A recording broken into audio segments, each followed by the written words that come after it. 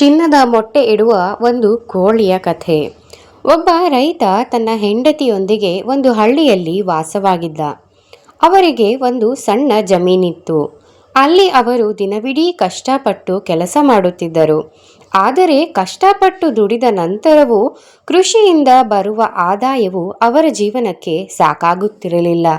ಒಂದು ದಿನ ರೈತ ಮಾರುಕಟ್ಟೆಯಿಂದ ಕೆಲವು ಕೋಳಿಗಳನ್ನು ಖರೀದಿಸಿ ತಂದನು.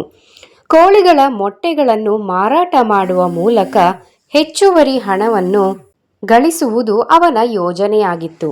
ತನ್ನ ಹೆಂಡತಿಯೊಂದಿಗೆ ಮನೆಯ ಅಂಗಳದಲ್ಲಿ ಒಂದು ಸಣ್ಣ ಕೋಳಿಗೂಡನ್ನು ನಿರ್ಮಿಸಿ ಅದರಲ್ಲಿ ಕೋಳಿಗಳನ್ನು ಇರಿಸಿದನು. ಒಂದು ಮುಂಜಾನೆ ರೈತ ಕೋಳಿಗೂಡಿನೊಳಗೆ ನೋಡಿದಾಗ ಅವರಿಗೆ ತುಂಬಾನೇ ಆಶ್ಚರ್ಯವಾಯಿತು. ಇತರ ಮೊಟ್ಟೆಗಳೊಂದಿಗೆ ಅಲ್ಲಿ ಒಂದು ಚಿನ್ನದ ರೀತಿ ಕಾಣುವ ಒಂದು ಚಿನ್ನದ ಮೊಟ್ಟೆ ಬಿದ್ದಿತ್ತು. ರೈತ ಆ ಚಿನ್ನದ ಮೊಟ್ಟೆಯನ್ನು ಚಿನ್ನದ ವ್ಯಾಪಾರಿಯ ಬಳಿ ಕೊಂಡೊಯ್ದನು. ಚಿನ್ನದ ವ್ಯಾಪಾರಿ ಆ ಮೊಟ್ಟೆಯನ್ನು ಪರೀಕ್ಷಿಸಿ ಇದು ಚಿನ್ನದ ಮೊಟ್ಟೆ ಎಂದು ಖಚಿತಪಡಿಸಿದನು. ರೈತ ಖುಷಿಯಿಂದ ಆ ಮೊಟ್ಟೆಯನ್ನು ಅದೇ ಚಿನ್ನದ ವ್ಯಾಪಾರಿಗೆ ಮಾರಿ ಸಾಕಷ್ಟು ಹಣವನ್ನು ಪಡೆದು ಮನೆಗೆ ಸಂತೋಷದಿಂದ ಹಿಂದಿರುಗಿದನು. ಅದರ ನಂತರ ಅವರು ಆ ಕೋಳಿಯನ್ನು ವಿಶೇಷ ಆರೈಕೆ ಮಾಡಲು ಪ್ರಾರಂಭಿಸಿದರು.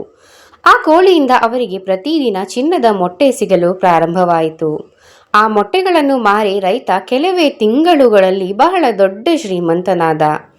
ರೈತ ತನ್ನ ಜೀವನದಲ್ಲಿ ತೃಪ್ತನಾಗಿದ್ದನು. ಆದರೆ ಅವನ ಹೆಂಡತಿ ದುರಾಸೆಯನ್ನು ಹೊಂದಿದ್ದಳು. ಒಂದು ದಿನ ಅವಳು ರೈತನಿಗೆ, ಎಷ್ಟು ದಿನ ನಮಗೆ ಪ್ರತಿದಿನ ಒಂದೇ ಒಂದು ಚಿನ್ನದ ಮೊಟ್ಟೆ ಸಿಗುತ್ತಲೇ ಇರುತ್ತದೆ? ಕೋಳಿಯ ಹೊಟ್ಟೆಯಿಂದ ಎಲ್ಲ ಮೊಟ್ಟೆಗಳನ್ನು ಒಂದೇ ಬಾರಿ ಏಕೆ ನಾವು ಹೊರತೆಗೆಯಬಾರದು? ಹೀಗೆ ಮಾರಾಟ ಮಾಡುವ ಮೂಲಕ ನಾವು ಇನ್ನೂ ದೊಡ್ಡ ಶ್ರೀಮಂತರಾಗಬಹುದು ಅಂತ ಹೆಂಡತಿ ರೈತನಿಗೆ ಹೇಳುತ್ತಾಳೆ.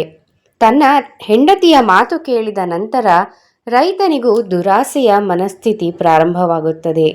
ಕೋಳಿಯನ್ನು ಕೊಂದು ಅದರ ಹೊಟ್ಟೆಯಿಂದ ಎಲ್ಲ ಮೊಟ್ಟೆಗಳನ್ನು ಒಂದೇ ಬಾರಿಗೆ ಹೊರತೆಗೆಯಲು ರೈತ ನಿರ್ಧರಿಸಿದನು.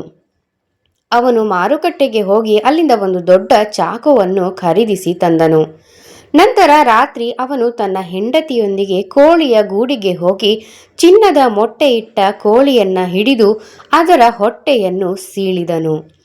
ಆದರೆ ಆ ಕೋಳಿ ಒಳಗಿನಿಂದ ಎಲ್ಲ ಸಾಮಾನ್ಯ ಕೋಳಿಯಂತೆಯೇ ಇತ್ತು. ಅದರ ಹೊಟ್ಟೆಯಲ್ಲಿ ಚಿನ್ನದ ಮೊಟ್ಟೆಗಳು ಇರಲಿಲ್ಲ.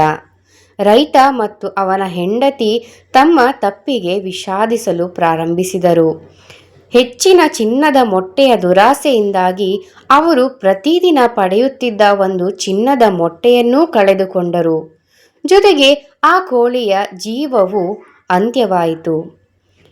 ಇದರ ನೀತಿ ಪಾಠ ಏನೆಂದರೆ, ದುರಾಸೆಯೇ ದುಃಖಕ್ಕೆ ಮೂಲ.